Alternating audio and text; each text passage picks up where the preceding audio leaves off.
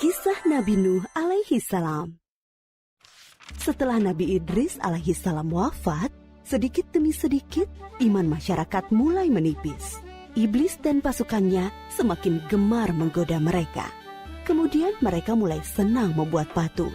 Mereka membuat patung untuk menghormati para pahlawan, leluhur, tokoh-tokoh yang sudah mati. Patung-patung itu diberi nama sesuai nama para tokoh itu. Dari sekedar penghormatan, lama-kelamaan mereka mulai menyembah patung-patung itu. Mereka percaya bahwa patung-patung itu mempunyai kehebatan dan kekuatan yang bisa melindungi dan menentukan nasib mereka. Di antara patung-patung yang disembah itu, ada 5 yang paling mereka agungkan, yaitu Wa'ad, Suwa, Yahud, Yauk, dan Nasr. Inilah asal mulanya manusia menyembah patung dan berhala. Tentu saja, ini semua hasil pekerjaan iblis dan pasukannya yang berusaha sekuat tenaga menyesatkan manusia agar tidak menyembah Allah dan masuk neraka bersama mereka. Allah tidak membiarkan manusia tersesat semuanya tanpa petunjuk. Maka Allah memilih Nuh alaihi salam untuk mengingatkan kaumnya agar mereka meninggalkan penyembahan dan berhala dan kembali menyembah Allah Subhanahu wa Ta'ala. Siapakah Nuh alaihi salam? Nuh adalah cucu dari Nabi Idris. Fisiknya kuat, terbukti dari umurnya yang sangat panjang, sekitar 1000 tahun. Hatinya mulia dan sabar luar biasa. Pikirannya juga sangat cerdas, rendah hati, soleh, dan taat kepada Allah. Nabi Nuh adalah Rasul Allah Subhanahu wa Ta'ala yang pertama. Sebelumnya, Allah hanya mengangkat nabi-nabi saja. Mulailah Nabi Nuh berdakwah kepada kaumnya. Nabi Nuh mengajak mereka untuk memohon ampun atas dosa-dosa mereka dan kembali menyembah Allah agar tidak terkena azab dari Allah. Sangat tekun Nabi Nuh mengajak kaumnya dengan berbagai cara, dengan terang-terangan di hadapan banyak orang, dengan diam-diam mendatangi seorang demi seorang. Berulang-ulang, siang dan malam, selama kurang lebih 950 tahun lamanya. Tetapi sedikit sekali yang mengikuti seruan Nabi Nuh. Kebanyakan dari pengikutnya ini adalah orang miskin dan pekerja kasar. Jumlahnya sekitar 80 orang. Yakni sebagian besar kaumnya tidak mau mengikuti ajaran Nabi Nuh. Mereka bersikap angkuh dan sombong dengan menutup rapat-rapat telinga mereka jika Nabi Nuh mulai berbicara untuk mendakwahi mereka. Bahkan mereka menantang Nabi Nuh agar mendatangkan azab yang diancamkan oleh Allah Subhanahu wa Ta'ala. Nuh, sudahlah, berhenti bicara. Percuma, kami tidak akan percaya. Sekarang begini saja, datangkan azab itu pada kami jika kau memang benar. Kami yakin tidak akan ada azab yang menimpa kami karena kelakuan kami. Kau hanya berdusta. Nabi Nuh mengadu kepada Allah tentang pembangkangan kaumnya yang terlaluan.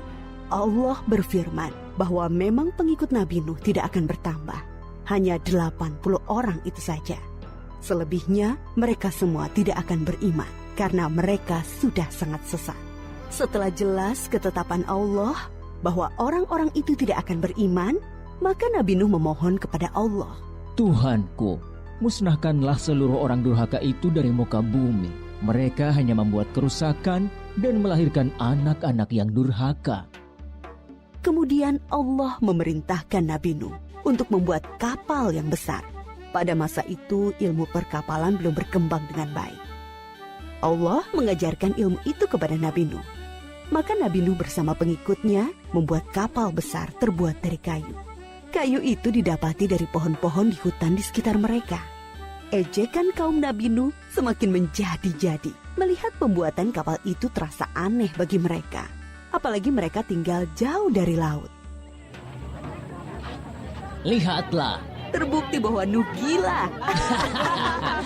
apa itu? Bikin kapal ya? Untuk berlayar di hutan. Nabi Nuh dan pengikutnya bersabar dan tetap tekun menyelesaikan kapal itu. Akhirnya kapal besar itu selesai. Inilah kapal besar pertama yang dibuat oleh manusia.